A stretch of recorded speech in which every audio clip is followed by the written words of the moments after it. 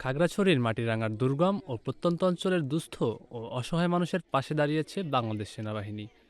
নিয়মিত আর্থসামাজিক ও উন্নয়ন কর্মসূচির অংশ হিসেবে মাটিরাঙ্গা সেনাজোনের উদ্যোগে বিশেষ মানবিক সহায়তা ও বিনামূল্যে চিকিৎসা সেবা প্রদান করা হয়েছে।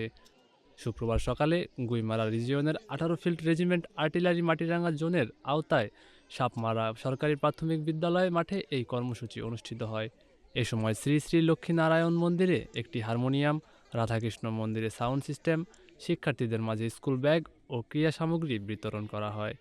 পাশাপাশি কারবারি ও ভিডিপি সদস্যদের আর্থিক সহায়তা এবং 50টি শীতার্ত পরিবারের মাঝে কম্বল দেওয়া হয়। এছাড়া সেনাজোনের মেডিকেল টিম প্রায় 300 পাহাড়ি ও বাঙালি মানুষের মাঝে বিনামূল্যে চিকিৎসা সেবা ও ঔষধ বিতরণ করে। মানবিক এই উদ্যোগে সন্তোষ প্রকাশ করেছেন স্থানীয়রা। মেডিকেল ক্যাম্পেইনের জন্য এটা দরকার ছিল, কারণ হচ্ছে প্রত্যন্ত অঞ্চলের মানুষ অনেকেই টাকার অভাবে চিকিৎসা করতে যায় না।